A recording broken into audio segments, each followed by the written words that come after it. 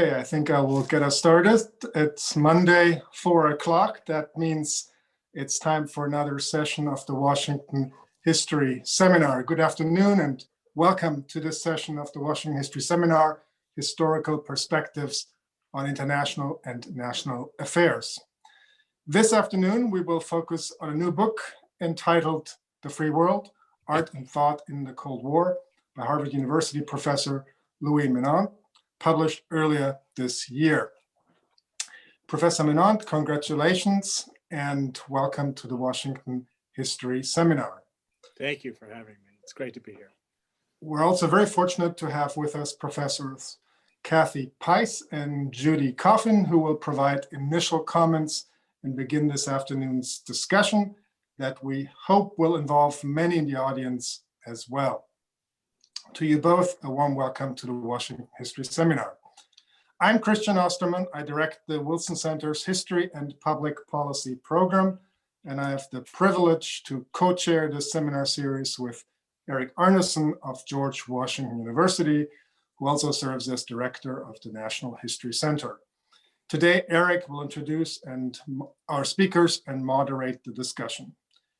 The Washington History Seminar is a collaborative effort of two organizations, the National History Center of the American Historical Association and the Wilson Center's History and Public Policy program. For more than a decade now, the seminar series has tried to provide a nonpartisan forum in the nation's capital to discuss important new historical findings, insights, and publications. And for almost a year now, we've been very pleased to come to you via Zoom and Facebook Live, and we're delighted that many more people have been able to participate in these sessions than in the in-person sessions we used to hold at the Wilson Center. We're thinking about what the future will hold for the format of our sessions. Behind the scenes, two individuals helped produce this event, Rachel Wheatley for the National History Center and Peter Bierstecker for the Wilson Center. Our thanks to both of them. We want to acknowledge our supporters. We'd like to thank our two institutional supporters, the LePage Center for History in the Public Interest and GW's History Department. We welcome your support as well. Details about how you can support the seminar are available in the chat right now, or simply go to our institutional websites. Let me invite you to join us next week for a discussion of Jeremy Brown's new book, June 4th, A New History of the 1989 Tiananmen Square Protests. That's next Monday, June 1st at 4 p.m. A quick explanation on the technical side of today's session. This session, as most of these sessions, will be recorded and will soon appear on our respective organizations' websites. For the Q&A part of this webinar, we'll probably get there about 10 of 5 or so. We ask you to please, you actually have 3 ways of to participate, 3 ways of participating. You can use the raise hand function. That's our preferred way for you to intervene in the Zoom functionality. If you would like to ask a question, once you press the button, you will be entered into a queue. When the moderator, Eric, calls on you, you will receive a prompt that will ask you to unmute your screen. Please press the yes button and you will be able to talk. You can start getting in the queue starting now. You can also use the Q&A function up at the top of the screen and post your question, or use the chat function to send in your questions. If you're following us on Facebook Live, please email your question to rwheatley@historians.org. And with that, I'll turn the Zoom room over to Eric. Eric, all yours. Thank you, Christian. It is my genuine pleasure this afternoon to introduce our speaker, Louis Menand, who is the Lee Simpkins Family Professor of Arts and Sciences and the Ann T. and Robert M. Bass Professor of English at Harvard University. He is also a staff writer for The New Yorker. The Metaphysical Club, published in 2001, won the Pulitzer Prize for History the following year, as well as the Francis Parkman Prize from the Society of American Historians. Among his many other books are Discovering Modernism, T.S. Eliot and His Context, 1987, American Studies, 2002, The Marketplace of Ideas, 2010. His edited and co-edited works include The Future of Academic Freedom from 1997 and the 7th volume of the Cambridge History of Literary Criticism on Modernism and the New Criticism in 2000. In 2016, he was awarded the National Humanities Medal by President Barack Obama, and we are delighted that he joins us today to discuss his new book, The Free World, Art and Thought in the Cold War. Louis, the Zoom screen is all yours. Thank you. Thank you so much. It's a great pleasure to be here and have a big audience of people who are interested in history. And this is completely unrehearsed. I have no idea what my colleagues' questions will be or what they'll want to talk about. So I thought I would just try to describe the book a little bit and the way I wrote it. Because that might be of interest, something to talk about as well as the content of the book. So the book covers the period 1945 to 1965. And when I started writing it, that's all I really knew. I just knew I wanted to start at the end of the Second World War. And I knew I wanted to end in 1965 because that's the year that the United States intervened militarily in South Vietnam. But beyond that, I didn't really have a very clear picture of what the story would look like until I started writing it. So I began with the story of George Kennan and the policy of containment, which, as you probably all know, he formulated in 2 documents that are kind of canonical in Cold War history: the Long Telegram, 1946, which he wrote in Moscow, sent to the State Department, and then an article published in Foreign Affairs called The Sources of Soviet Conduct in 1947, which came out in June 1947, about 2 months after Truman gave his Truman Doctrine speech. And the policy of containment and the Truman Doctrine came to be thought of as synonymous, though I don't think that's the way Kennan wanted it to be. So that's really, you have to kind of start there because that's the foundation piece of the Cold War, or this part of the Cold War, the first half of the Cold War. And then that suddenly made Vietnam the obvious endpoint because Vietnam was a crisis of containment. The question that everyone asked was, is this what the policy of containment requires us to do, to intervene militarily to prevent North Vietnam from conquering South Vietnam? So that became the frame of the book. And then in the beginning, I just asked myself, so I've explained Kennan, and then I talk in that chapter about the theory of international relations that the policy of containment belongs to, which is realism. And the leading academic exponent of realism in the US, Hans Morgenthau, who was friends with Kennan. And then I asked myself, well, what should the next chapter be about? And the obvious answer has to be about 1984, because that's probably the most read book about the Cold War in the Cold War. Most people's ideas about what Soviet communism was like or what it would be like to live in a totalitarian society derived from a work of fiction, Orwell's novel. So I wrote about Orwell. I wrote about the influences on Orwell, in particular James Burnham, a political theorist who later became involved with the National Review. And then I said, when I finished that chapter, so what should the next chapter be? It had to be existentialism, because that starts right at the end of the war, 1945. That's the beginning of what Simone de Beauvoir called the existentialist offensive, in which Beauvoir, Sartre, and Camus basically conquered the intellectual and literary world. And it just had an enormous influence, obviously, on the whole cultural field in the late 1940s and well into the 1950s. So at that point, I began to see where the story was going to go. And then the chapters that followed were, I had better idea of what they were going to be about and how I was going to tell the story. So just to run through very quickly what the subjects are that the book takes up, in case you might want me to pursue that a little bit in the Q&A. There's a chapter about Hannah Arendt's origins of totalitarianism, because totalitarianism was the big preoccupation of political intellectuals in the period. Not so much communism, really, but more just this notion of a kind of 1984-ish totalitarian future. So that book was hugely influential. Then I talk about abstract expressionism, the European influences on it, the critic Clement Greenberg, who was his champion, what his theory of abstraction was, and a focus on Jackson Pollock. Then I have a chapter on structuralism. Interestingly, in all the sort of podcasts I've done about the book, nobody wants to talk about structuralism. But interestingly, structural anthropology arose out of a meeting of two exiles, Roman Jakobson, who was a linguist, and Claude Lévi-Strauss, who was an anthropologist in New York City, who only were there because of the Second World War. Neither of them wanted to come to the US. And I argue that structuralism is a very important moment in intellectual history because it coincides with this even more important moment, which is the period of decolonization. And in that chapter, I talk a little bit about the famous photography exhibition, The Family of Man, which came out around the same time that Lévi-Strauss wrote Tristes Tropiques.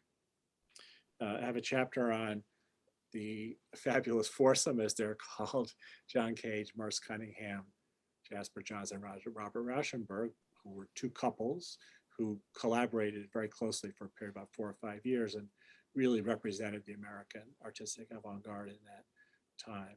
One of the things I learned in writing that chapter was what an enormous influence John Cage was on a whole generation of artists, not just musicians. That was interesting. I didn't realize that until I wrote the chapter. I have a chapter on rock and roll, which focuses on Elvis Presley and the Beatles. A chapter on the concept of liberty, looking at Isaiah Berlin's famous 1958 lecture and essay, Two Concepts of Liberty, and then following that up with a look at the changes in obscenity law that take place starting around 1958, and focusing on Grove Press, whose owner Barney Rossett really drove the legal challenges until the Supreme Court finally essentially made it possible to publish virtually anything. Then I have basically 2 chapters on James Baldwin because he's a fascinating character, extremely complicated person. And the first chapter has more to do with Baldwin's stay in Paris, because in 1947 or 48, Baldwin left the US, moved to Paris, lived there till 1957. And that's important because debates about colonialism and decolonization were taking place in France in the 1950s in a way that they really weren't in the United States. And Baldwin was exposed to some of these figures like Aimé Césaire and Frantz Fanon. And I think it had an influence on the way he thought about the civil rights movement in the United States when he came back here in 1957 and becomes kind of a spokesperson or a kind of leading figure among writers of the civil rights movement. I have a chapter on British pop art, which way preceded American pop art, dates from the early 1950s, and the relationship between British pop art and American consumerist culture. Then I have a chapter on literary criticism, which I couldn't avoid because that's my field. And so it traces the rise of the new criticism, which was the dominant school of literary analysis and interpretation in the academic world in the 1950s, try to explain where it came from, how odd it was that it emerged the way it did, given the political and ideological commitments of most of its major figures. And then the period when the new criticism starts getting replaced by something else, ending with deconstruction, because 1966 is the year that Jacques Derrida comes to the United States, gives this famous paper at a conference at Johns Hopkins, and really turns over the whole literary criticism bandwagon and inaugurates a new phase of literary analysis.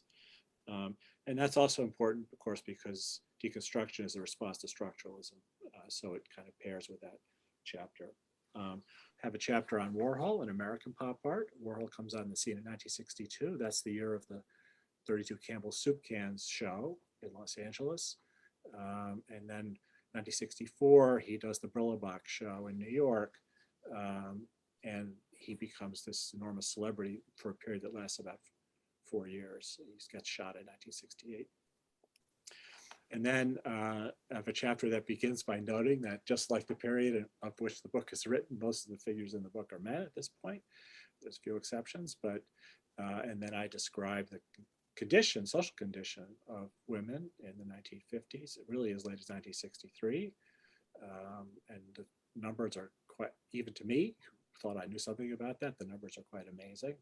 The almost complete exclusion of women just from public life is astonishing. And of course, that's the context for Betty Friedan's The Feminine Mystique, which comes out that year. And Betty Friedan papers are at Harvard. They're actually at Radcliffe, I should say, the Schlesinger Library. And I was able to look at all Friedan's notes that she took when she reread The Second Sex, Beauvoir's book. And I think I was able to figure out where she got the idea of calling The Feminine Mystique from The Second Sex.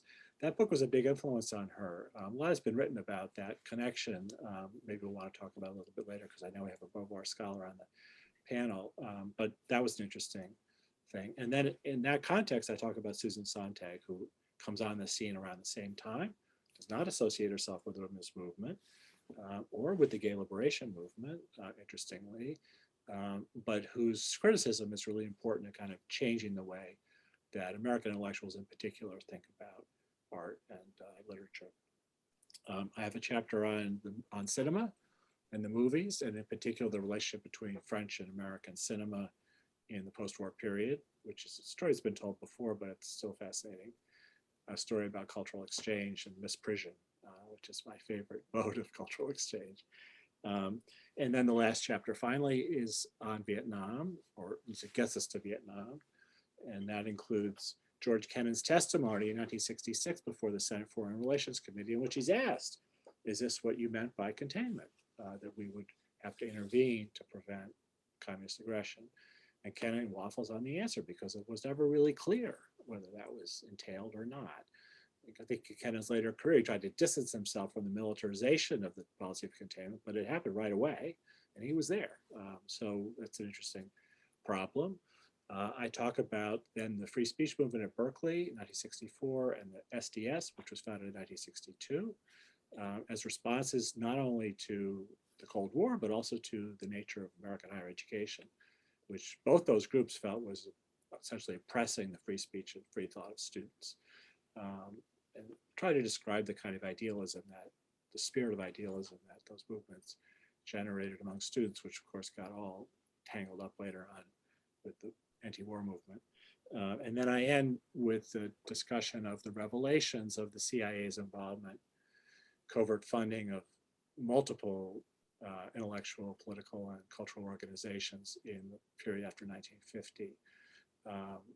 And the exposure of that involvement by Ramparts magazine, in an article they published in 1967, which basically pulled the thread on this whole tapestry of deception and the crisis that presented to American intellectuals when that was revealed. And then the last pages of the book are about the North Vietnamese entering Saigon in 1975, and unifying the country. And the last word of the book is Stalinism. And I'll note that it's a little surprising that it ends that way because I don't have a conclusion.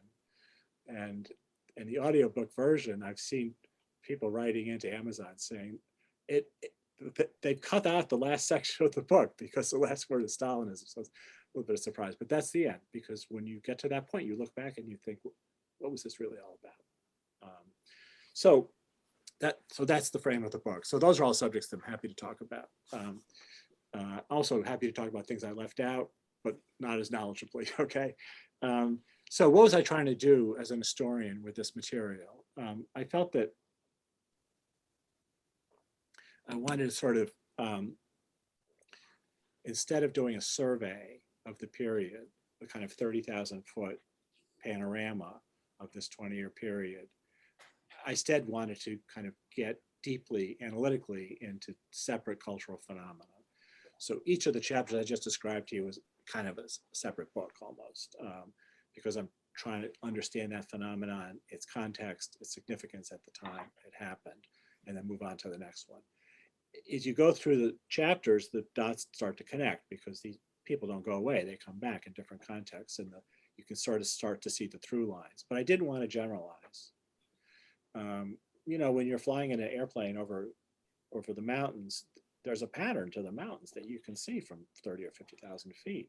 But when you're in the mountains, it's chaos. You have no idea what the pattern is. So I wanted to get what life was like in the mountains or on the street. I wanted to get when people ran into people and bounced off people, and the kind of accidental nature of historical change. I wanted to get that part of it. So in doing so, I wanted to do, well, first of all, I wanted to organize the book by what I call vertical cross sections, which, as I said, is not a horizontal trajectory that kind of walks you through the period at the same level, but these kind of top to bottom analyses of these different phenomena. And then in each chapter, I chose a figure or several figures as kind of tent poles for that chapter. So Baldwin, for example, or Sartre or Sontag. And I used their stories biographically as a kind of organizing principle. It's a person that you get to know, and then you can see what's going on around that person that causes the person to do whatever it is that they're important for doing. And then I wanted to make sure that I accounted for the social forces that created the conditions for the possibility of a certain kind of painting or a certain kind of music or a certain kind of philosophy. What was going on demographically, technologically, geopolitically, that made for the possibility of something occurring that occurred. To me, that's a very important piece of historical understanding. And then, as I said, I wanted to get the street level interactions of people connecting with one another, what they picked up from one another, and so on. And then I wanted to understand conceptually what was in people's heads. What did Jackson Pollock thought it meant to make a painting? What did Andy Warhol think it meant to make a painting? I wanted to sort of understand what was going on in people's heads. So a part of the book, therefore, is about the culture industries, because one of the things that I was able to see as I was working on the project is the development of the kind of cultural infrastructure that allowed for certain styles and so on to be produced and for people to have access to them. So this very simple example is the art world. In 1945, at the end of the war, there were relatively few art galleries, period, in the United States, and almost none, very few, who exhibited contemporary American painting. So if you were Jackson Pollock or Willem de Kooning or one of these, Grace Hardigan, one of these abstract expressionist painters, you didn't have an obvious market for your work because there weren't galleries and dealers that dealt with it. Most people who collected art in the United States collected European art, and that's what the galleries showed. And you also needed critics. You needed people like Greenberg or later Harold Rosenberg, or people who could explain why abstract painting was important, how to understand these paintings, why Jackson Pollock's drip paintings were not just sort of something a 5-year-old could do, what was the idea behind that. So in order for an American art, style of art to come into being and to become part of people's understanding of modern painting, there had to be an infrastructure that would enable that to happen. And the real infrastructure for contemporary American art is really only in place around the time of Andy Warhol, around 1962, when pop art comes on the scene. And there's immediately enormous exhibitions of pop art, collectors of pop art, critics of pop art circulates around the world. They had it much easier than the abstract expressionists did in the late 1940s because of this infrastructure. So the music industry, the publishing industry, in addition to the art world, are all cultural infrastructures. And then, of course, there's the university, which also grows enormously in this period and also constitutes a kind of infrastructure for intellectual life and scientific life. So I'm trying to get those institutional creations into the picture to try to understand what's going on. And then there's something that we call stray voltage in history, right? Which is sort of the random shit that's happening kind of off the screen. And I can't do justice to all of that because it would make the book unreadable, but you want to get a feeling for what life is like in the underbrush. There's a lot of stuff going on around these tentpole figures that's interesting. It doesn't necessarily pay off, or at the end of the day, it doesn't become as important as what the main figures are doing, but they're part of the context for them. And they're aware of it. They know what's going on in the world around them. It's just like our own disciplines. We don't really have a clear sense of where they're going, but we kind of know the stray voltage part of it because that's what we encounter every day. So I'm trying to get a sense of that without flooding the book with a lot of that stuff. So I can confess to all of you that the original manuscript was 75,000 words longer because I had to cut out a lot of that stuff. It just was getting in the way. But there's a lot of things going on in the period that can't get captured in a book. So what did I learn by going through this material? One thing was that the general theme of the book sounds a little banal, but it felt real to me, is there is real change that happens in American life between 45 and 65. And that can be measured socially and culturally. The social changes obviously has to do with the civil rights movement, which is connected to this more global phenomenon of decolonization, and the women's movement of early 1960s. Those really began a process of opening up American society, a process, needless to say, is not yet even completed 50 years later, 60 years later, but that's something you see starting to happen in this period. And then culturally, you see it opening up because you see this is what Sontag represents, you see a much broader range of cultural appreciation, particularly on the part of intellectuals and highly educated consumers of cultural goods for the kind of goods that you can enjoy and the way to enjoy them. Pauline Kael's an important person there. Another important person who comes almost the same time as Kael does is, I'm sorry, as Sontag does. I said, Sontag's an important person. Another person is Pauline Kael, who comes along almost at the same time, who says Hollywood movies can be enjoyed by educated people. You don't have to feel ashamed about it. And provided a reason why you could enjoy them and be smart about it.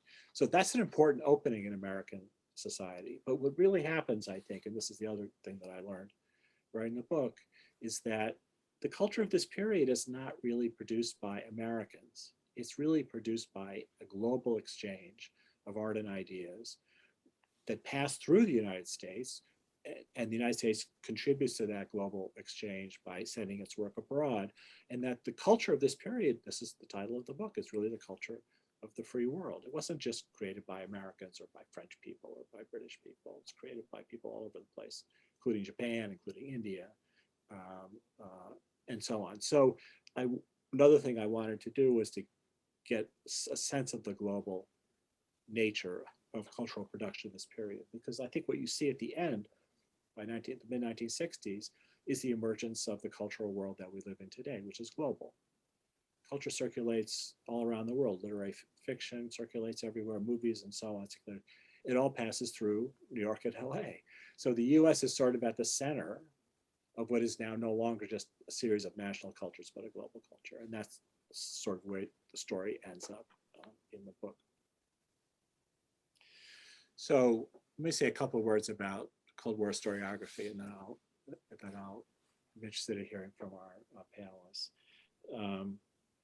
So just in general, I try to avoid what's called the illusion of retrospective determinism, which is to say that idea that things happen because they were predetermined to happen. And frequently in intellectual history or cultural history, definitely in what I call the history of ideas, there is a kind of chain of paper dolls effect in which if you have a Jackson Pollock, you're going to eventually get a Jasper Johns, and if you have a Jasper Johns, you're going to get an Andy Warhol, and so on, in which there's a kind of almost logical progression of styles or ideas and so forth from one thinker or one artist, creator to another. And I don't think that's the way it works on street level. Stuff happens for all kinds of reasons, not because anybody's thinking very coherently about what's the next move in the paradigm. So I try to avoid that. And doing that, I try to avoid generalization about the period altogether. It's very tempting to say this is a period of existentialism or a period of spontaneity or a period of something. And I think it's just getting it wrong, or we'll put it a different way. It's distorting the particulars to try to have it fit into a pattern. It's trying to see it from 50,000 feet. So I try not to generalize about the period as much as possible, even though some generalization is obviously you have to come up with, but I try not to characterize everything as belonging to a kind of a similar trend. And then in terms of historiography, I would just say this, that in political Cold War history, there was a revisionist period that really begins probably in 1958 or 59 with The Tragedy of American Diplomacy. And then that, obviously flourishes in the 1960s, and the revisionist period changes the narrative from one in which basically Stalin is responsible for the Cold War to one in which the US is responsible and is kind of driving the world towards a Cold War. And then starting with Gaddis's books, there's a kind of post-revisionist period in Cold War political history, in which both sides are clearly involved in creating these conditions. But in, I think, cultural histories of the Cold War, I think we remained in a kind of revisionist phase for a long time, in which the cultural products of this period all kind of get reduced to a Cold War explanation. And second, that those histories tend to be very US-centric, unlike what's going on now in political history of the Cold War, which is very all global. So to the extent I'm trying to help think through the historiography of the period, I try to be post-revisionist. I try to reduce the degree to which the Cold War is the explanatory variable in everything that's going on. It's there. It kind of defines the moment in lots of different ways, but it's not necessarily an explanation for what various people are doing. And secondly, I tried, not as much as I wish that I had done now, but I tried to emphasize the global nature of the cultural Cold War, or culture in the Cold War period as well, for the reasons that I gave. The one chapter that I wish that I had time and brain power to write would have been on Japan, because Japanese art had a big influence, avant-garde art in the 50s had a big influence on American avant-garde. I talked a little bit about it in one of the chapters, but I don't really get into it because the story of the rebuilding of Japan is obviously hugely important, and that's a really interesting cultural exchange that I don't get into very much. But those are my aspirations as a writer for this project. And why don't we turn it over to Judy and Kathy and see what they would like to talk about. And I guess I can respond briefly to them, and then we can go to your questions. Okay? Absolutely. Thank you very much. So our first commentator this afternoon is Kathy Pice, who is the Roy F. and Jeanette P. Nichols Professor of American History at the University of Pennsylvania.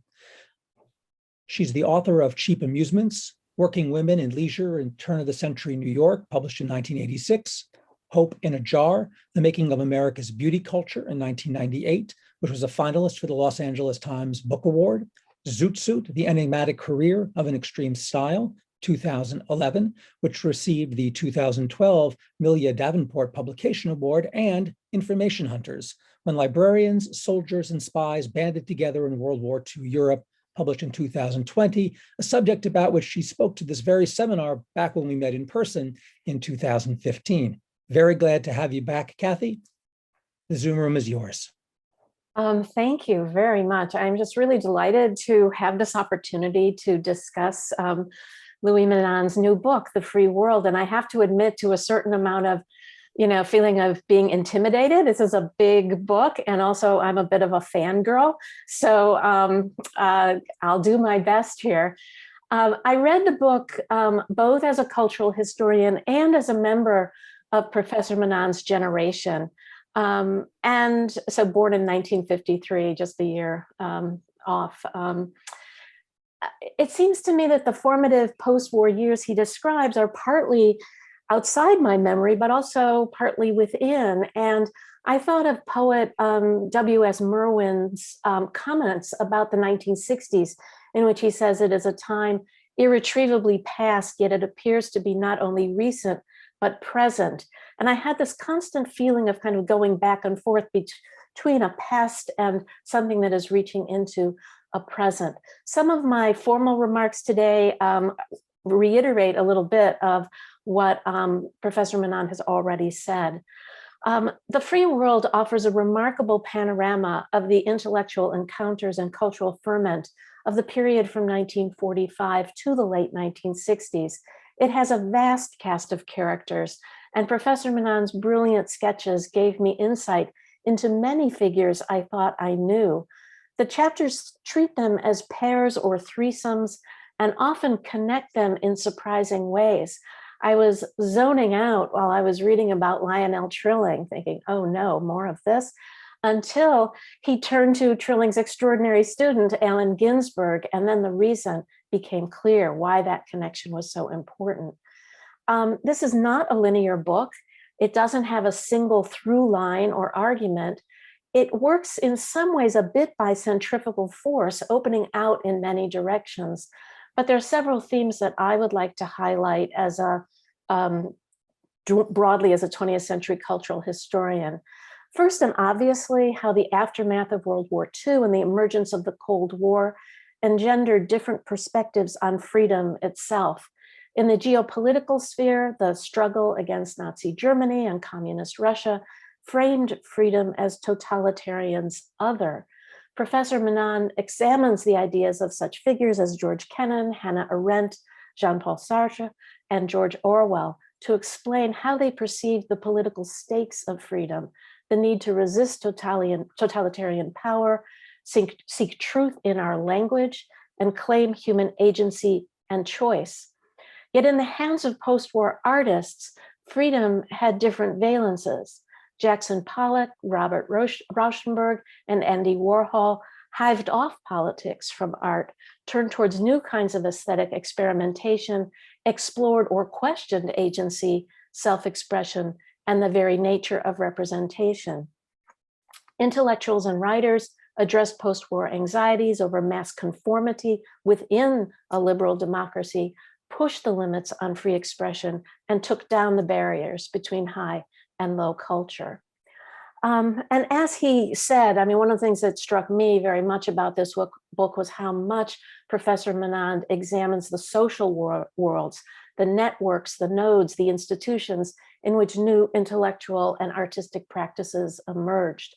And clearly the transatlantic circulation of ideas is a key part of this story, as is the very specific presence of Jewish emigres. Artistic and literary work developed largely before the post-war multiversity took over so much of this intellectual and cultural field, and it sustained a self-perception among many figures, such as Warhol and the Beats, that they were outsiders, anti-heroes, and misfits. The commercial nexus between art, entertainment, celebrity, and consumption also looms very large, and I'd love for us to talk more about that. One of the most important social facts Professor Menand emphasizes is a demographic one. This post-war world of art and ideas was created not by the baby boomers, but by those who came of age earlier in the century, during the first waves of modernism, consumerism, mass media, the first sexual revolution, and of course the traumas of the Great Depression and World War II. These experiences profoundly shaped the way they understood creative art and ideas as they confronted new realities after the war. The boomers grew up in this world and maybe affected it a little bit. I can think of the dance parties I went to listening to the Beatles in 1964, but they only began to shape and redefine it towards the end of the 1960s and into the 1970s and 80s. The other notable social demographic is that this book is a book primarily about white men, a point that Professor Menand not only acknowledges, but explores in certain ways in his characterization of the Beats, for example, a great description of them as a kind of combination of Ivy Leaguers and down and outers, and in his discussion of rock criticism as a genre in which white men forged ideas of an oppositional masculinity and lifestyle. At the same time, for me as a reader, I think containing questions of race and gender to several single chapters or sections is somewhat limiting, not only in who is represented in the book, but also in terms of the analysis. The idea of freedom that frames much of this discussion is centered on the individual, on assertions of the self, against totalitarianism and social conformity. Freedom looks different if we widen the view to others who are not necessarily bold-faced names of the time or cultural winners, which is another term that is used in the text. And I think it's wonderful the way that the free world highlights such influential Black internationalists as Frantz Fanon thinking about decolonization and understanding Black freedom in a very holistic, collective form of liberation, in contrast perhaps to American-style ideas of freedom as civil rights. But I would say that there were many African-American writers and thinkers, often who are not very visible to white readers at any rate, who moved beyond narrow rights claims perspectives, including Martin Luther King. The March on Washington was entitled "For Jobs and Freedom," as well as the Black Arts Movement, starting right at the end of the period that that Professor Menand is looking at. And I think that the observation that is gestured to in the book, and I'd love to hear you think more about this, is that for African Americans, the Cold War was not necessarily the overriding reality, but rather an episode in a long history of racial oppression, imperial domination, and decolonization, both political and personal, decolonizing the mind, as the saying is now. My own intellectual roots lie in 1970s feminism, so I was especially interested in the chapter that centers on women. It does first look at Betty Friedan and the feminine mystique, and makes a wonderful connection to Simone de Beauvoir's Second Sex. And then, to my mind at least, it takes a curious turn to Susan Sontag with a long interview on the 1963 experimental film Flaming Creatures. And this may be one of those stray voltages that just kind of expanded into a major bit of electrical activity. Slipping between feminism, sexual freedom, and free speech, we don't really come to the substance of Friedan's mid-century critique, which was about the social, cultural, and psychological barriers to women's selfhood. Friedan concludes her book with a really ringing question: who knows what women can be when they are finally free to become themselves? A question that remains a very powerful one. When I consider this period, I think of those early articulations of post-war feminism, of Black struggles, not only for freedom, but also for dignity, identity, and recognition.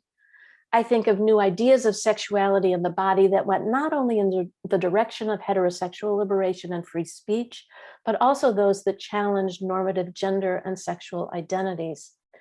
I think about freedom articulated as self-determination, with the human rights idea springing forth into public awareness through the UN's Universal Declaration in 1948. And I think of those who wrote to circumscribe freedom within ideas of collective responsibility. At the moment that Betty Friedan is challenging gender constraints, two other women are questioning how we live as a society, not to assert freedom per se, but to consider the interconnectedness of our lives and environments, and they're very aware of the nuclear threat around them. I'm thinking here of Jane Jacobs' metaphor being the choreography of everyday urban life, and Rachel Carson's The Dystopian Time When Birds No Longer Sing. Both centered their work on making choices, challenging power, and knowing the truth. Post-war culture clearly had many threads, some woven into their times and then quickly unraveling, and others that may have not been so visible, but created the fabric of later times down to the present. Again, to quote Merwin, this is a part of our unfinished days, a ground or backdrop before which we live. In 800 pages of extraordinary research and interpretation, Professor Menand renews this period for us. So I will conclude with a couple of questions for discussion. I mean, this is probably one you get from everybody. I am interested in your choice of artists and intellectuals. Why put Friedan and Sontag in the same frame? And then just a broader question, who didn't make the cut? I also, and I imagine that Judy will follow up on this, this question of focusing on the transatlantic intellectual free world, which I think is terrific. I wonder how that specifically changed your understanding of this period, your understanding as you came into this book project. And finally, I'd like to hear you reflect upon the reasons why some of these figures are now so much in the past, so that you are recovering them for a new generation of readers, while others, such as Baldwin, Ginsberg, and Arendt, continue to speak so powerfully to us today. Thank you very much, Kathy.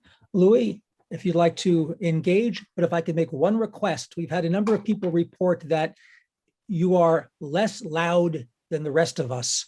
And if you could adjust your volume or simply speak more loudly, that hopefully will do the trick. So I adjusted my volume. Does that help? At my end, yes, Okay. but we'll find out if people write in. All right. Speak Okay. out. All right. Yeah, thank you. Well, thank you so much, Kathy. I'm just going to, you've raised a lot of really great points, and I'm not going to try to go through all of them, but I will address your questions that you asked at the end. So why Friedan and Sontag? So here's the way I put it. I'm sure this is the best way to put it, but this is how I would put it. What Susan Sontag and Pauline Kael did, men couldn't do. What they did was to redefine the experience of art in terms of the body, in terms of the pleasure that we get from it. That's what's, I think, crucially important about both of them. You don't hear a lot about pleasure from Lionel Trilling and Clement Greenberg. So I think, I didn't say this in the book because I just don't want to try to sort of get into that part of it, but I do think that there's a moment when American intellectuals have to think differently about culture, and only women were able to tell them how to do that. So I do think that's important. Now, neither Pauline Kael nor Susan Sontag thought of themselves as female writers. Neither of them had any patience for the women's movement, and so on. So it's not as though they thought of this as some kind of progressive feminist agenda, but you couldn't find a man who would say those things. And that I can't even think of one who could say those things. So I think that's partly why they're in the same chapter. They're in the same chapter because they both belong together and don't belong together. Who was left out? So, lots of people. So as I said, one thing that I wish I'd been able to give a chapter to was a Japanese American exchange. There's a little bit of that in the chapter on Sontag, and there's also this thing about Suzuki, the chapter on Cage, but there's lots more to be said there. And then I think a big thing that's left out is jazz, which was a big preoccupation of people in the period. I left that out partly because I have no ear for jazz, so I would have worked it up, but I felt that was a big challenge for me. But partly because it's not one of the things that lasted. So I think otherwise, most of this stuff, had an effect well beyond the period. I think jazz, the audience shrinks. Everything else, the audience grows. But that's not a great reason for leaving it out, but I think that's part of what caused me to do that. The transatlantic thing did change my understanding of the period. I mean, there have been books about it, like Richard Pelz has written a great book about that. There's books about the way in which European culture influenced American culture in this period. So it's not original at all to think that way. I was a little bit amazed at how many French people I ended up writing about. That was not my intention at all. The existentialists, structural anthropologists, Derrida, French New Wave film theory, and so on. It turns out there's just an enormous amount of stuff going on, with much more than with Britain, I think, really. So I had to write about that. So that did surprise me a little bit. And then I just think, like most American historians, I've always looked upon things in a very US-centric way, and I'm trying to unlearn that, as we all are, I think. And this book was part of my unlearning project. So who is past? You mentioned two people who don't seem past anymore, Hannah Arendt and James Baldwin. But part of the reason for that is because Hannah Arendt doesn't seem past anymore because of Donald Trump, because arts and totalitarianism suddenly became very hot property in 2016 because Americans were interested in understanding how societies can tip into a totalitarian system. And that's basically what that book is about, a warning. So that book became relevant again, but I don't think she had been relevant for quite some time. And Baldwin, because of Black Lives Matter and Ta-Nehisi Coates and the revival of Baldwin. Why is that? That's because Baldwin's message around 1960, when he's back in the United States and he's involved with King and civil rights movement, is that whites have to take ownership of their part in the regime of white supremacy, including white liberals. And white liberals did not want to hear that in 1960. And I described the way there was a strong liberal backlash, white backlash against Baldwin, people like Susan Sontag, Hannah Arendt, among others, because they don't like to hear what he's saying to them about white complicity in the regime of white supremacy. And that is the message of Black Lives Matter too. It's that white people have to, white people have a problem. It's, they have to own that problem. So I think that's part of the reason why Baldwin has come back. But he too was pushed aside really after the 1960s. He goes and lives in France. His books get badly reviewed in the United States. He's turned into a marginal figure. Skip Gates, when Skip Gates was young, he was a reporter for Time magazine, and he went to France to interview Baldwin. And he sent, this is 1972, I think, and he sent the piece into Time, and they said, Baldwin's not relevant anymore. We're not going to run it. So these people can come back for sure. Okay, Judy. All right, thank you. Up next, we have Judith Coffin, who teaches the history of modern France and Europe at the University of Texas at Austin. Her work includes The Politics of Women's Work, the Paris Garment Trades. She's a co-author of a very important textbook, Western Civilizations, and most recently, just last year, she published Sex, Love, and Letters, Writing Simone de Beauvoir, which came out with Cornell University Press. Her articles have appeared in the American Historical Review, Cultural Critique, and French Politics, Culture, and Society, just to name a few. She's beginning a new project tentatively titled A Short Biography of the Story of O. Judy, the Zoom room is yours. Thank you. It is a pleasure to be here and to have been nudged to read this whole book. I have to say it became kind of a multimedia experience for me since I read it started in the page proofs, then went to the hardback, then went to the Kindle, and then read more sections in the audio book while I was driving or hacking away at the dead branches, which have been given to us by the Texas storm of February.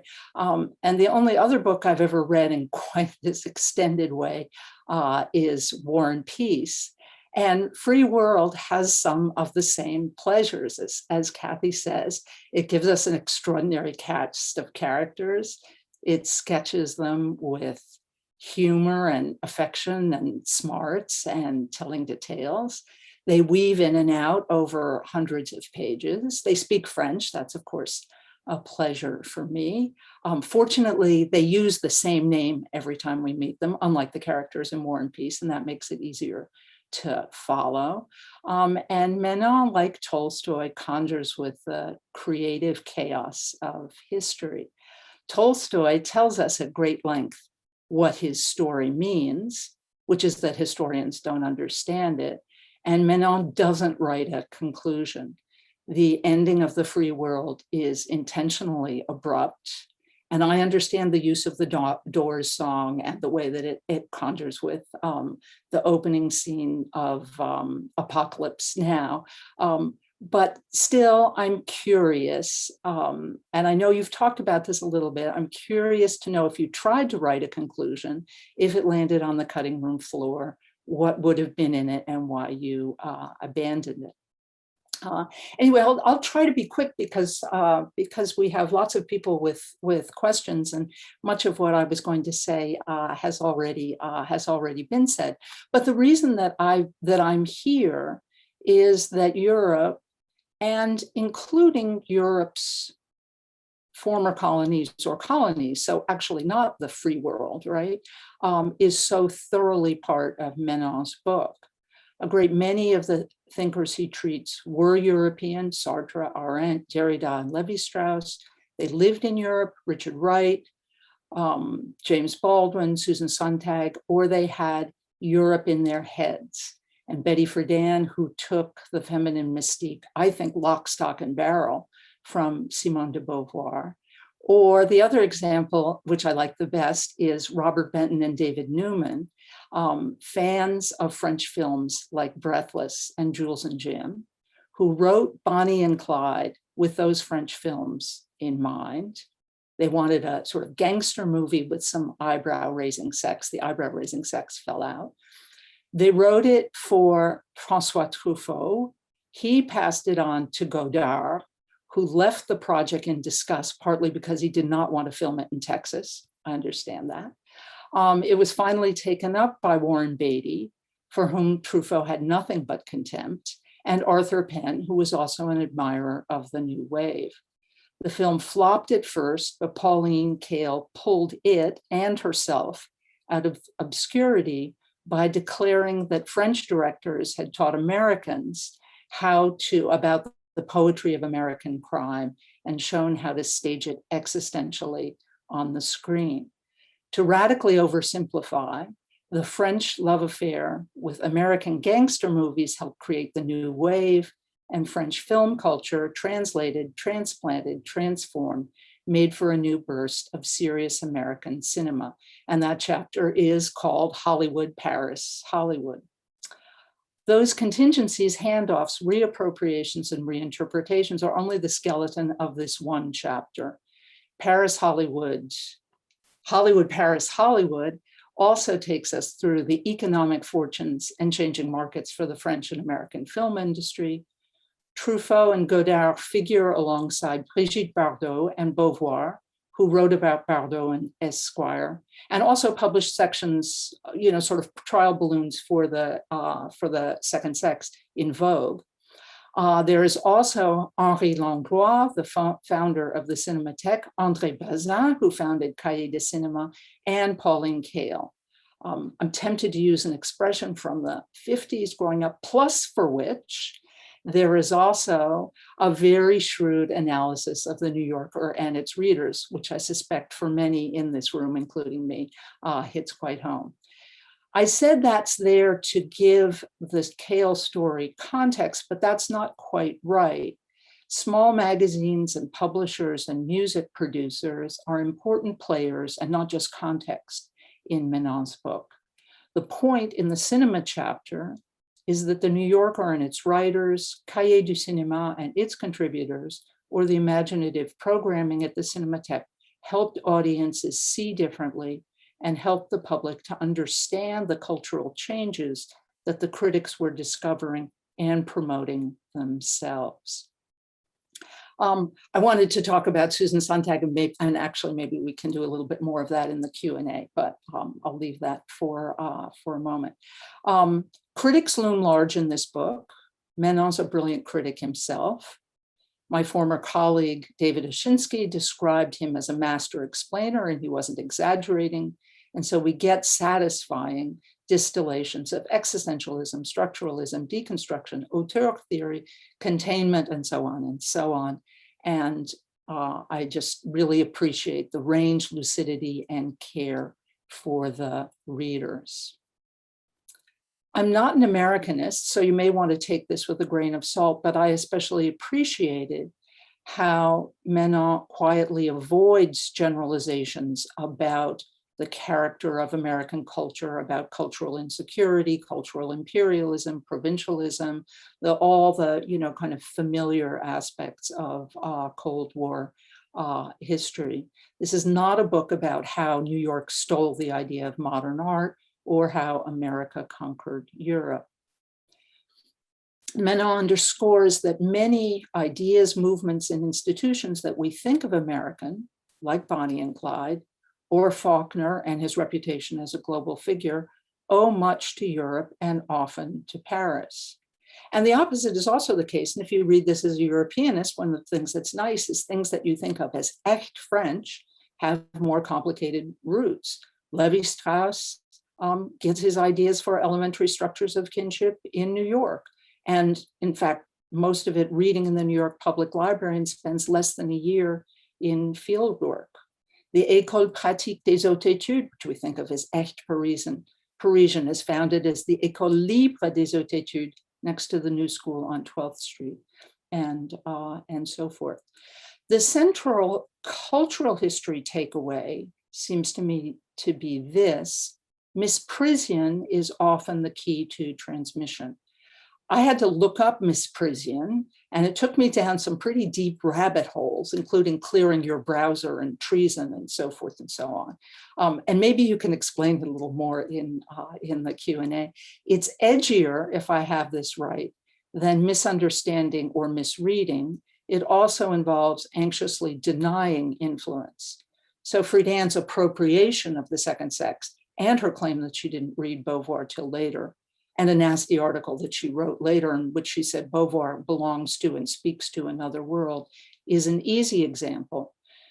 But in the free world, misprision is productive and creative, one of the ways in which the culturally unexpected happens, as ideas are lost or amplified in translation, as they're misread and reinterpreted, as they land in different contexts, whether different national contexts or simply different cultural fields, if you will.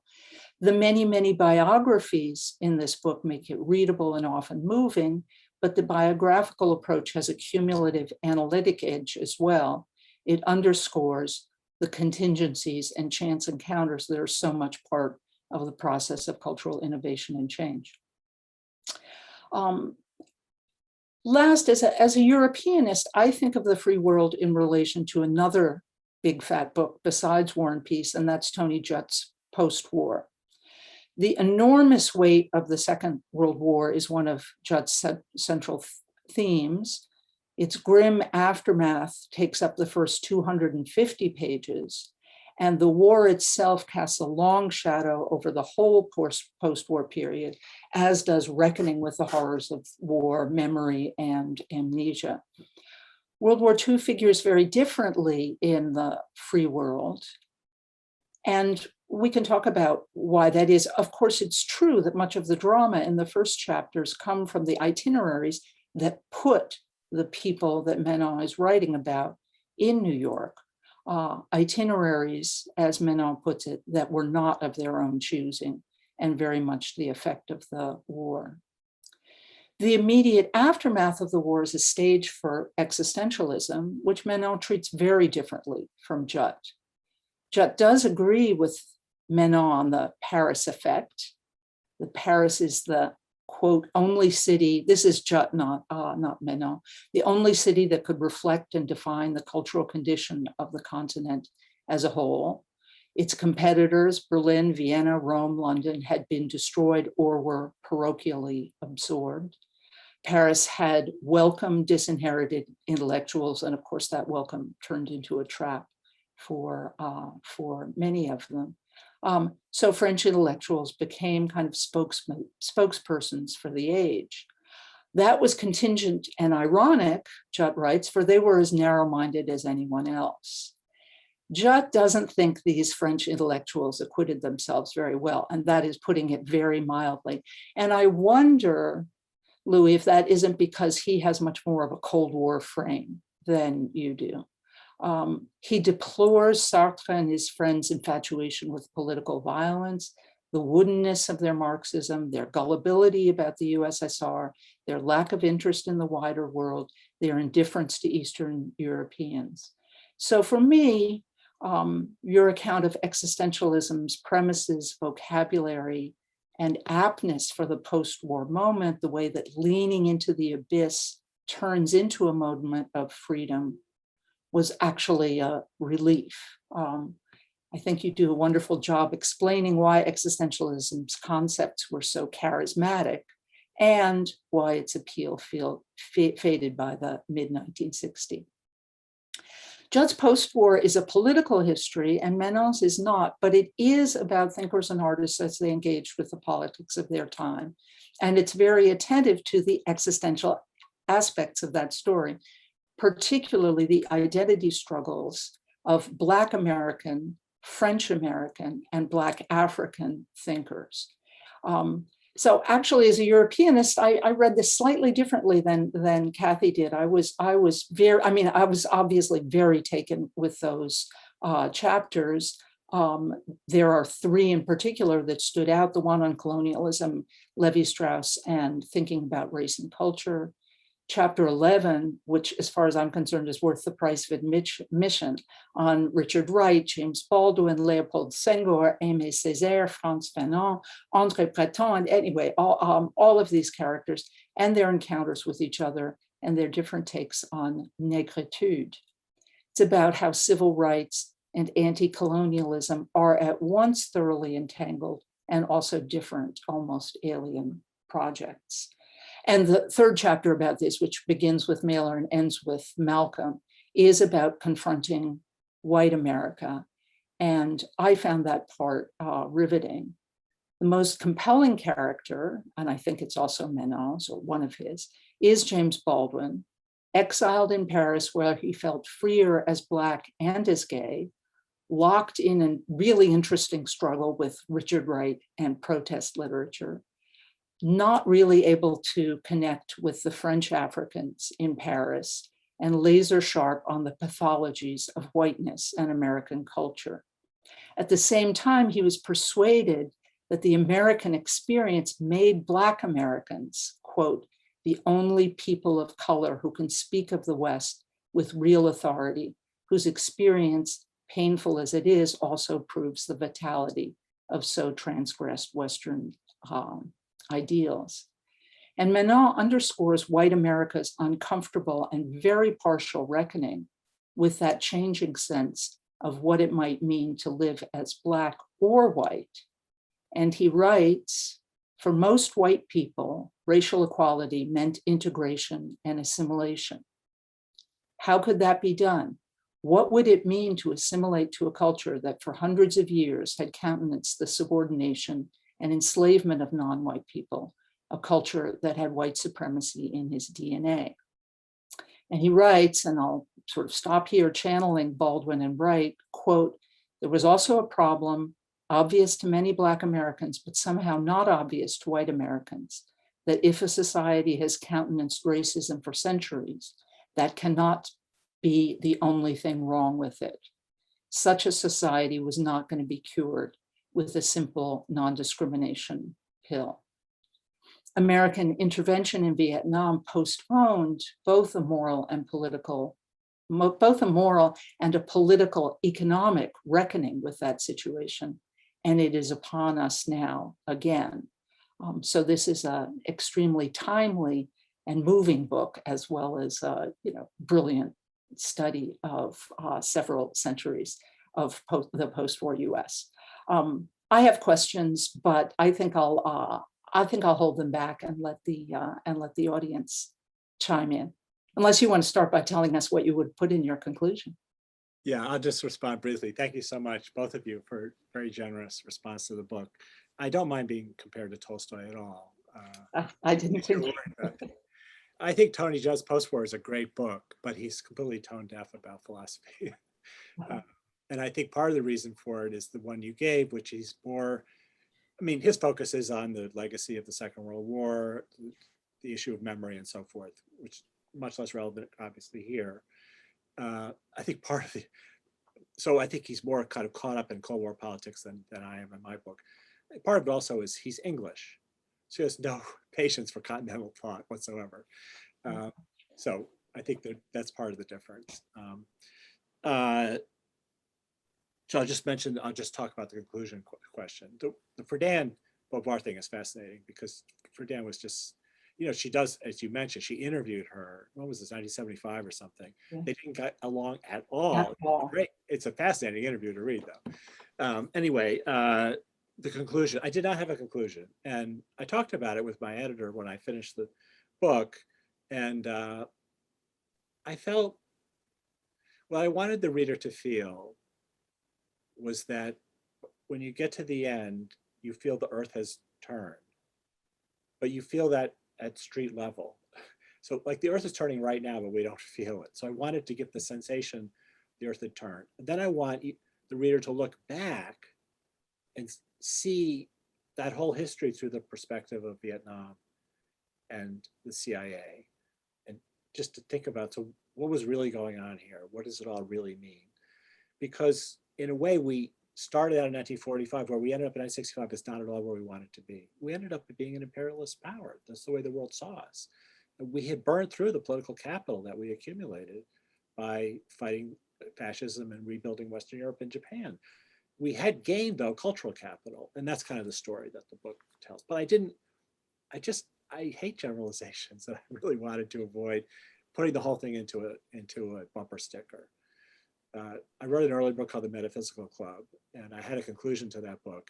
And virtually every conversation I got into about the book was what I said in the conclusion. So I just thought, I don't want to go there. Okay, so we only have about 20 minutes for questions, so maybe we should go to those. But thank both of you very much for your response to this book. Thanks very much. For those of you who are watching, you can ask questions by using the raise hand function and by posting questions in the Q&A. Diane Tepfer has been waiting very patiently for quite some time.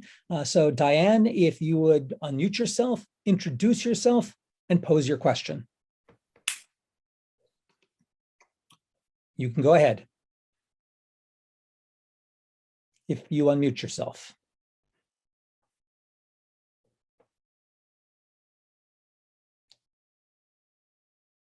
Going once. All right. We'll come back to you in a second. Work on the unmuting. Eric Alterman is next. If you would unmute and introduce.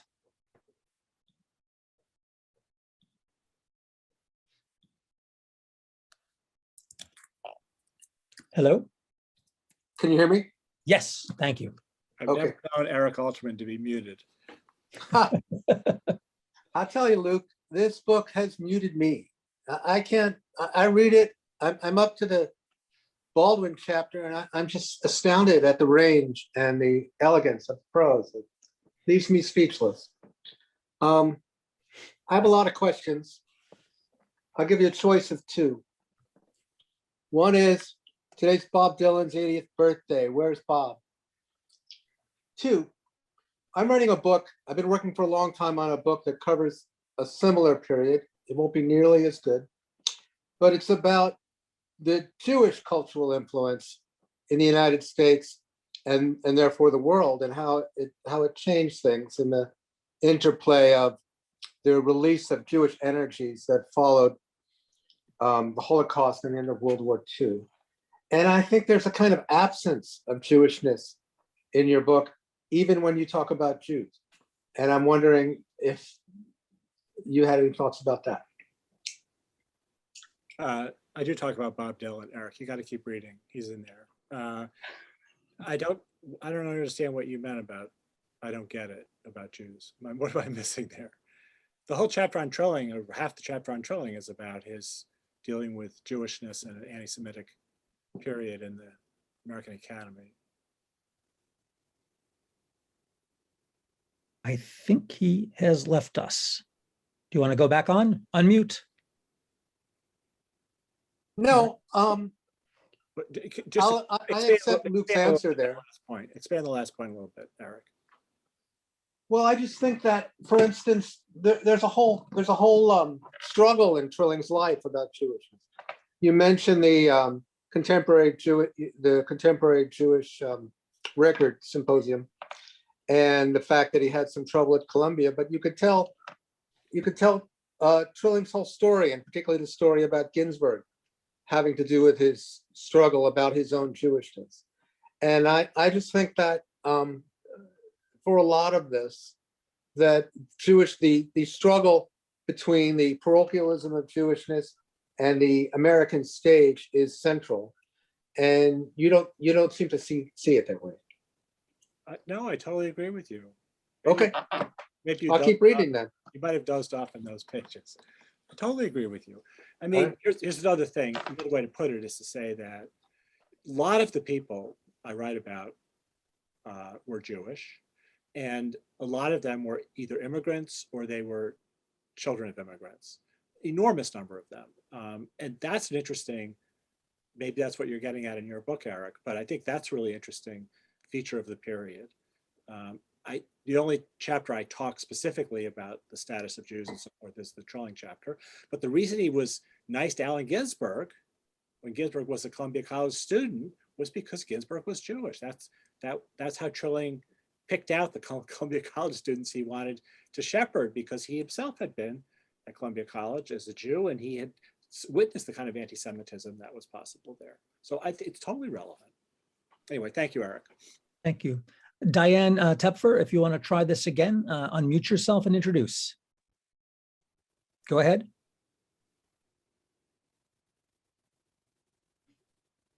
Diane.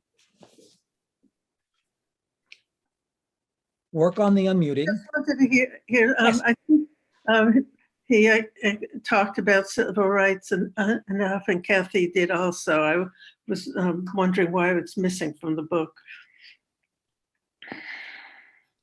Why, what, civil rights? Yes. It's in the book. Oh, I guess I missed that chapter. Yeah, it's in the book. Because when Baldwin comes back to the United States in 1957, he meets King. He's very impressed by King because he'd known Black ministers in Harlem because his father was a preacher. He didn't trust them, but he thought King was a great man, as he was. And then he becomes associated with the Civil Rights Movement. And I talk about King and Marshall, Thurgood Marshall, and why they didn't get along. And I talk about King's I Have a Dream speech and so on. So it's in there.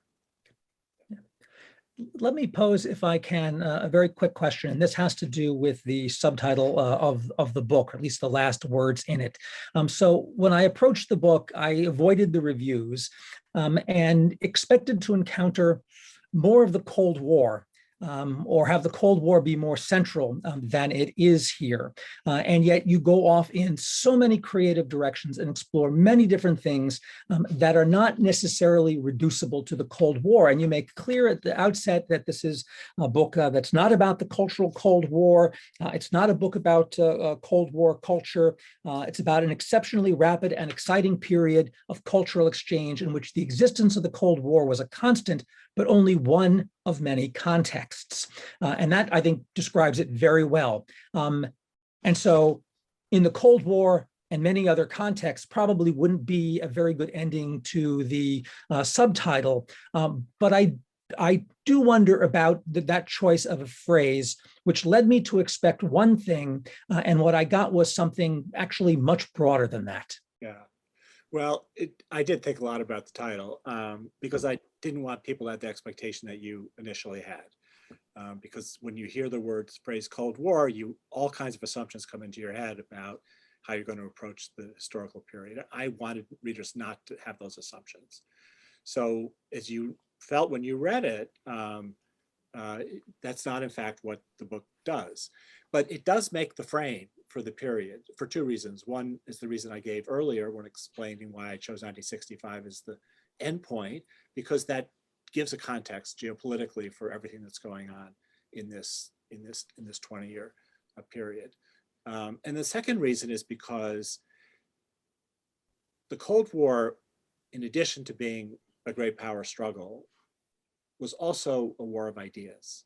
It was a war in which people were trying to figure out whether liberal democracy and capitalism was a system they could subscribe to, or whether some form of socialism was. And so at stake in all of the art and thought that's produced in this period, at the bottom of it is a question about what kind of society do we want? What kind of society might we become if we make a good choice or a bad choice? How far along on the road to 1984 are we? And whether people are consciously thinking that or not consciously thinking of that, it charges the atmosphere. And it makes it a period in which people really care about poetry. People really care about painting and music and ideas in a way that we don't quite today. People say, are we in a Cold War with China? It's not a Cold War, it's a trade war. People don't say, well, I might prefer the Chinese way of living, but people did say, I might prefer to live in a socialist country. I don't believe in capitalism. We don't have that debate today in that form. So that's what makes this a charged period, I think. Thank you. Jeffrey Hirth, please unmute and introduce yourself.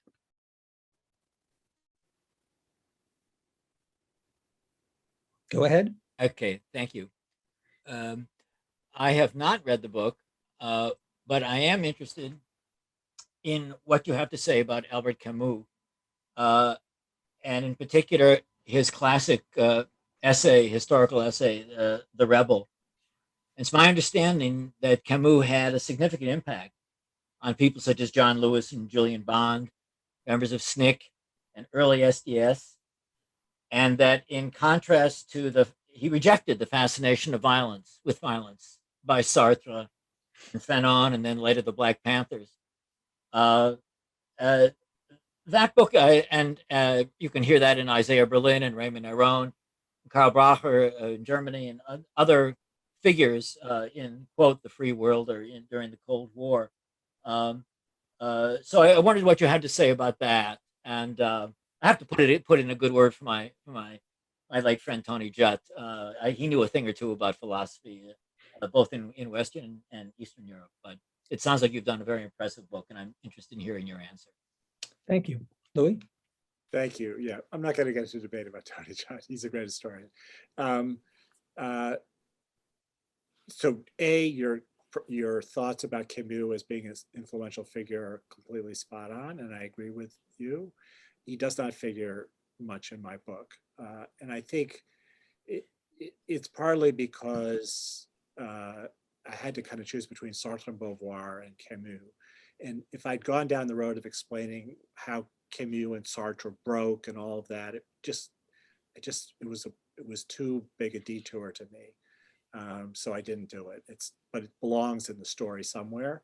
And you're completely right that people like Tom Hayden were big admirers of Camus and that novel, or that book, The Rebel, and it had an influence on the New Left in the 1960s. I think they also read other existentialists, but part of the point that you're probably making, or you could make, is that not many people actually read a whole lot by Sartre. He was known mainly by reputation. I think very few Americans even got 5 pages into Being and Nothingness. But everybody read The Stranger, and a lot of people read The Rebel, and they also read the essays of The Myth of Sisyphus. So arguably, Camus had a bigger influence, at least among people who actually read the stuff, than Sartre and Beauvoir did. But for various reasons I've tried to explain, I did not say a lot about him. Thank you. Katrin Schulteis, you're up next. Please unmute and introduce.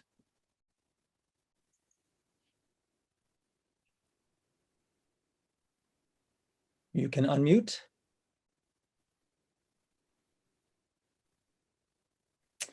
We are not hearing you. All right, moving on to Joy Harris. We can return to you in a second. Your mute sign is still on. Joy Harris, please. Hi there, can you hear me? Yes. Okay, great. It looks like my video is not on, but that's okay. There are no videos. Thank you for this wonderful discussion. I'm a PhD student focused on philosophy and art, particularly performance art. And so I'm very interested in the chapter that looks at John Cage and Merce Cunningham, Jasper Johns, and Robert Rauschenberg. But in relation to the comment that you made about the exchange with Japan, I'm wondering if you had any further comments on the relationship that performance art has with the Gutai movement in Japan in the 60s. Yeah, that's what I didn't get to write about, and that's what I would have written about. So yeah, the only really figure who connects those pieces is Yoko Ono. I talk a little bit about her performance art in the early 1960s in New York, which was quite influential. She was, she's an important artist, but I don't get into the Japanese scene at all. So as I said, I regret not doing more with that. The performance art is another thing about the performance art that I didn't really get for a long time until I worked on that chapter, was the extent to which Jackson Pollock was an influence on those artists, because and also on happenings and that kind of stuff, because what people took away from Pollock wasn't just the abstractions, it was actually the way he painted them by dancing around the canvas. And the photographs and movies that were made of him painting became kind of iconic, and they're published in magazines like Life. And people thought about a Pollock painting partly in terms of Pollock's body moving around the canvas. So people like Carolee Schneemann's performance work, it owes a lot to Pollock. And you don't really think of a connection between performance artists, and then the feminist art of the 1970s, very body oriented, and somebody like an abstract expressionist. But actually, I think Pollock is an important influence on that.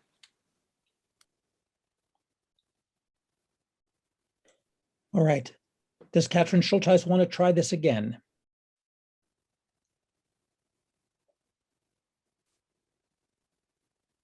No, it's not working.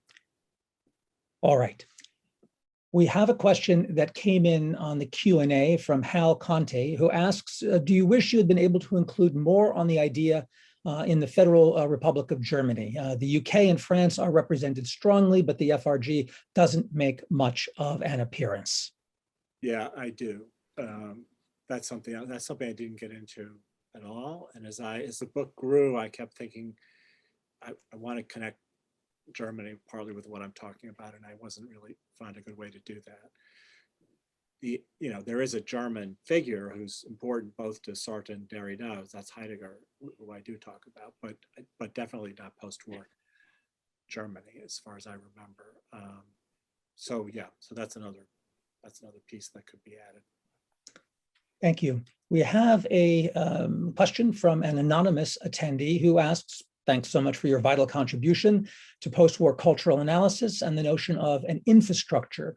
Would you agree, disagree with Serge Gibault's position that the, quote, post-war American abstract painting of artists such as Pollock was strategically co-opted by the US government agencies and museums, especially MoMA in New York, to propagate a capitalist ideology of freedom in Western Europe, unquote?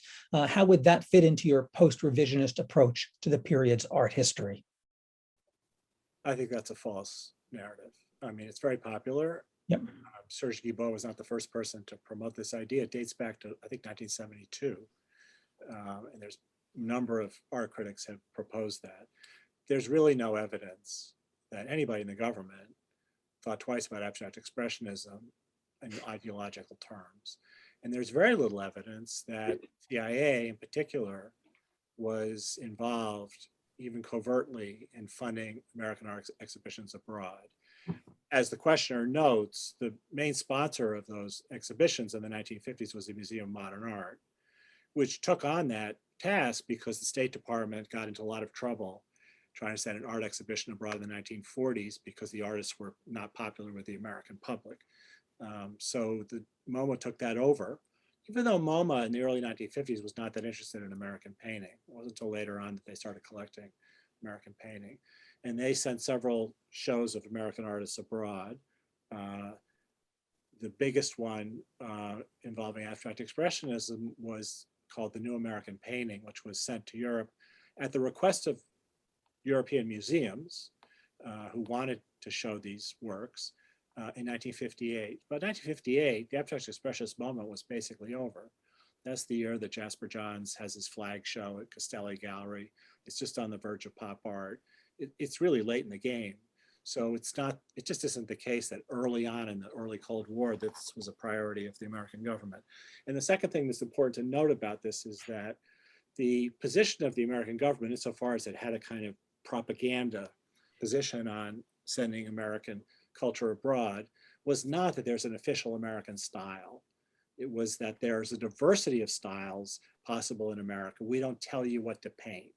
Because in the Soviet Union, there was an official aesthetic, which was socialist realism. Everybody knew that. If you didn't do that, you would be censored.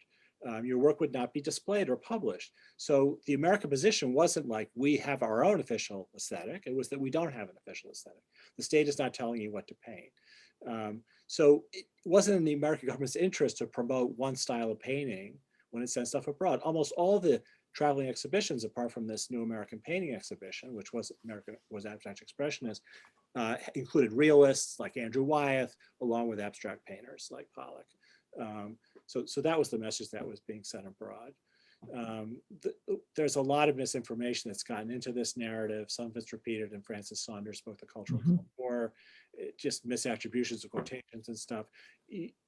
I just urge people to take with a grain of salt this argument about abstract expressionism as a weapon in the Cold War. There's some element of truth in the use of cultural diplomacy to wage a Cold War. But I think people misunderstand what the aims of the American government were, and they also misunderstand who was actually behind all of that. Thank you. We have a last question that has come in from Q&A from Bartholomew Sparrow, who writes, does your research change your mind on Alan Bloom's unexpectedly successful closing of the American mind, whether undermining or underscoring Bloom's criticism of post-war liberalism and its continental roots? I still have the same low opinion of Alan Bloom's book that I had in 1987. It hasn't changed. All right, then. With that, I want to say thank you to Louis, to Judy, to Kathy, and Christian.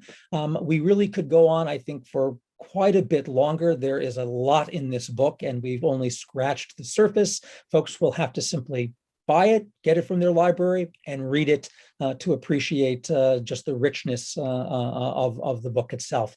And with that, I turn the screen back to Christian Osterman for final words. Really could not agree more with you. What a terrific session this was. Thanks to all of you. Again, next week, June 1st, which is a Tuesday, not a Monday because of Memorial Day, we will discuss Jeremy Brown's new book, June 4th. Please join us for that, June 1st at 4 p.m. Again, thanks to Louis, Kathy, Judy, and Eric for just great conversation. Thanks to our audience for watching, participating, your patience with the technology. Apologies to those we could not call on. We're adjourned. Stay safe. Good night.